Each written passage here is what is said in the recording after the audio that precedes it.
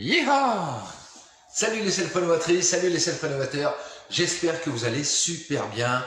Aujourd'hui, je vous montre comment poser une porte quand tu n'as pas le cadre, fabriquer un cadre de porte pour poser une porte. Et là, ça va être des grosses portes. Je vais te montrer comment j'ai fait le cadre, moi j'ai fait un peu de soudure, etc. Mais tu vas voir, rien de compliqué. Et comme ça, tu peux poser des portes facilement. Donc là, double porte, je vais avoir 165 cm d'ouverture. Donc c'est assez grand, forcément c'est pour rentrer dans mon atelier, pour rentrer du matos, etc. Mais tu peux faire pareil sur une porte simple. Allez, c'est parti. Donc pour faire le cadre, rien de compliqué. J'ai déjà envoyé un bastin ici, le long de ma palette, voilà, et j'ai joint avec des équerres à chaque jonction. C'est comme ça, hyper solide. J'ai fait pareil de l'autre côté. Alors de l'autre côté, moi j'ai une poutrelle en acier là, donc j'ai soudé directement des pattes pareil en acier dessus, et de l'autre côté j'ai pareil vissé des pattes parce que là c'est creux, et comme ça j'ai vissé mes petites pattes, voilà, et l'ensemble là il est hyper solide, hein. Ensuite au dessus, tout simplement j'ai posé pareil un tasseau. Alors les tasseaux, tout ça c'est que de la récup, hein. Voilà, vissé, et là en fait ce tasseau là, il est vissé avec celui-ci par au-dessus. Et ensuite, j'ai monté mon ensemble et je l'ai fixé directement une fois que j'avais soudé mes pattes tout au début. En haut, là, j'ai collé un rail avec de la colle PU. Là aussi, j'ai collé un bout de montant avec de la colle PU. Donc, pour fixer ma porte, donc les portes, là, c'est de la porte coupe-feu 2 heures. Je les ai récupérées dans un ancien fast-food. Ils étaient en train de tout réagencer parce que ça a changé de marque. Donc ils changeaient toutes les portes. Et voilà, donc j'en ai récupéré 6. Donc ça c'est des portes coupe-feu 2 heures. Elles font 60 kg. Mais tu vas voir, rien de compliqué pour les installer. Allez, je te montre. Donc, premier truc, il faut des charnières, des pommelles, des gonds. Voilà, et on va commencer déjà à installer les gonds sur la porte. Alors, faut pas se tromper. Le gond qui est sur la porte, c'est le gond femelle. Il va venir s'incruster dans le gond mâle qui lui sera sur le cadre que j'ai fabriqué. On cherche les gonds femelles, voilà. Et je vais venir les installer directement dans mon passage de porte. Alors après, il va falloir regarder dans quel sens il faut les mettre pour pas se tromper dans l'ouverture. Donc mon montant est ici. Le coin de ma porte est là. Donc les charnières là, les pommelles, je les ai prises déportées, tu vois. Faut que je regarde comment on se met. Donc ma femelle est ici, donc c'est celle-là qui va être sur la porte. Et il faut que ma porte vienne se fermer comme ceci. Tu vas savoir, pour pas te tromper, c'est que sur tes pommelles, tu vois, il y a un petit creux, un petit évasement qui permet de recevoir la tête de la vis pour bien que ce soit plat sur le long de la pommelle. C'est ce qui va t'aider à savoir dans quel sens tu vas pouvoir poser tes pommelles. Moi, il va falloir que je pose ma pommelle mâle comme ceci. Voilà. Et ma pommelle femelle va venir dedans. Mon gond femelle, je vais déjà les installer tout de suite sur le champ de ma porte. On se met dans l'emplacement. C'est pareil, quand tu mets tes vis, tu cales bien ta pommelle, mais les enfonce pas à bloc tout de suite. Il faut d'abord les enfoncer au fur et à mesure pour que ton serrage soit homogène et que ça ne vienne pas tordre ton gond, ta pommelle. Maintenant, il faut poser la porte. Celle-ci fait 60 kg. Tu as vu, elle est sur un diable. Il faut aussi penser à ton futur revêtement, si tu as un futur revêtement à mettre.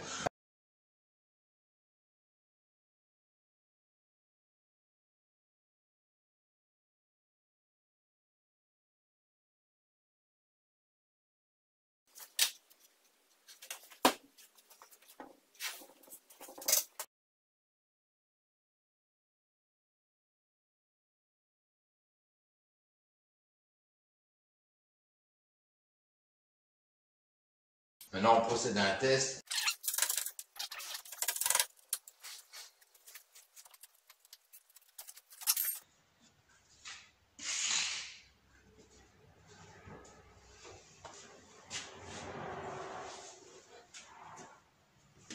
Alors, le test, comme ceci, il est bon. jusqu'à l'endroit où je veux.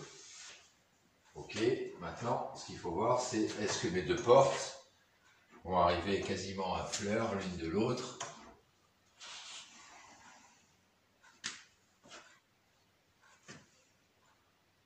Bah écoute, je suis pas mal, hein. Donc voilà, quand la porte elle est fermée, tu vois, le jour sur le côté, bon, bah il y a un peu, hein, forcément. Mais c'est pas non plus de ouf, quoi.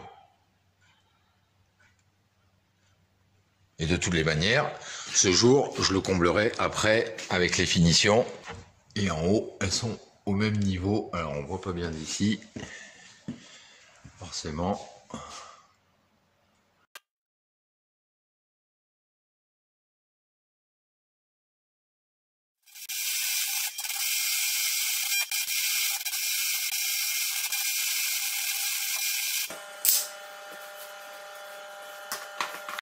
Mais voilà, mes petits trous. Ça sera nickel pour passer mes petites vis à l'intérieur. Allez, je mets ça en place.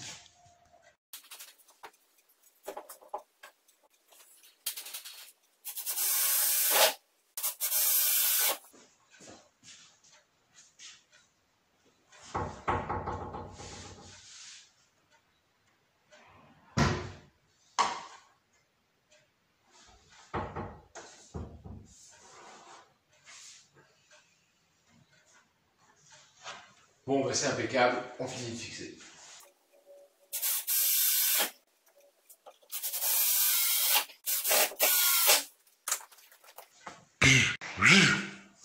Maintenant que mes portes sont installées, on va s'occuper de poser la crémone de ce côté-là. Rien de compliqué, comme on s'est fichu une crémone. Alors, c'est composé en 6-7 morceaux. Donc, la poignée de verrouillage, tu vois comment ça fonctionne. Voilà. Ok. Alors, il y a une barre longue, une barre courte. En général, la barre longue va en bas et la barre courte va en haut. Alors, tu vois, dans la tige, il y a un trou. Et ici, il y a un téton. Là. Et en haut.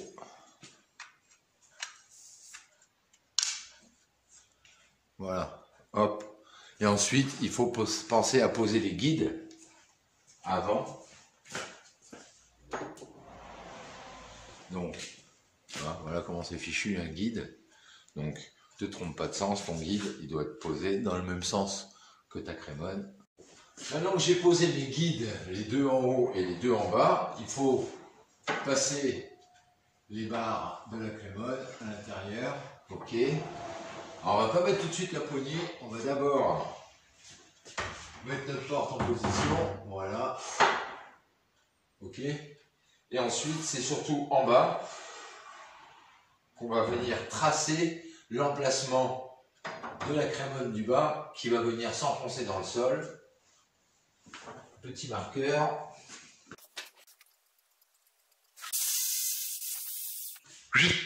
Maintenant que le trou est fait, on n'a plus qu'à installer la poignée de la crémone. Alors là, pareil, hein, rien de compliqué. Pour la remettre en service, là, tu vois, il faut la mettre position ouverte, c'est-à-dire la barre vers le haut. Quand une crémone est fermée, la barre est toujours vers le bas.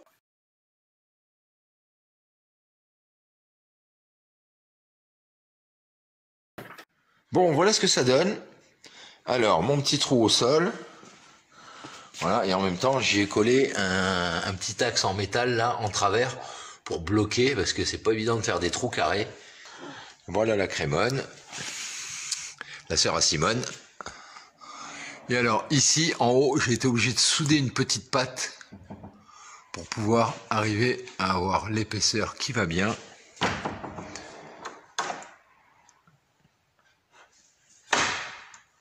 Et voilà ce que ça donne. Et ici en bas, ça, la petite patte, elle bloque mon pied de crémone. Et ma deuxième porte. Alors après, il va falloir que je trouve un système pour la serrure.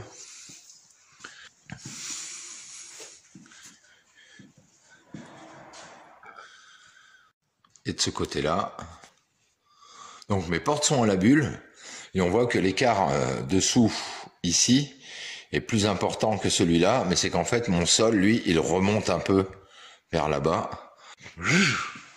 Bon, maintenant on va s'occuper d'embellir le tour de la porte en haut, sur le côté.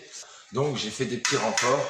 Voilà, j'ai utilisé des chutes de fourrure que j'avais là dans mon tas de ferraille.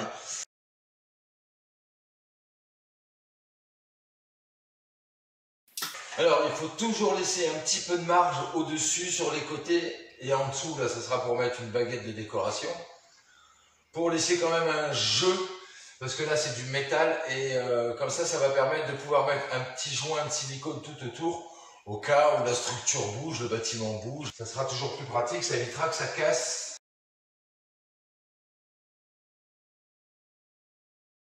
Là, on va pas s'embêter et gaspiller du rail ou du montant. Là, j'ai des petites baguettes de bois, là, des litos.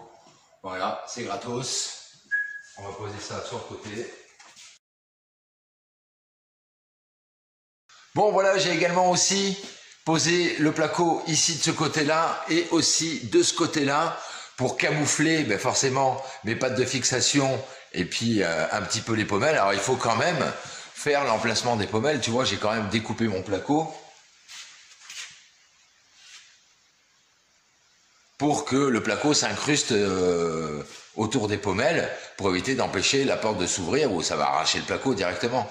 Ici derrière ce petit bout là, comme j'avais un petit espace, j'ai quand même balancé de la laine de verre un petit peu à l'intérieur pour éviter qu'il y ait des gros passages d'air. Bon voilà pour l'installation de ces portes doubles, pour l'instant c'est terminé. Voilà les petits chéris. Plein de gros bisous, merci beaucoup de vous abonner, de laisser des petits pouces en l'air, des petits commentaires. Et comme je vous le dis toujours, pensez à la récup, c'est hyper important, c'est ce qui vous permet de faire d'énormes économies, justement pour pouvoir vous payer des matériels et des matériaux dignes de ce nom pour pouvoir faire du très bon boulot. Soyez inventifs, créatifs et ingénieux, surtout restez-le et prenez bien votre temps pour tout le temps faire de votre mieux. Du super bon boulot et je vous dis à bientôt pour une nouvelle vidéo de Reno. Salut les builders!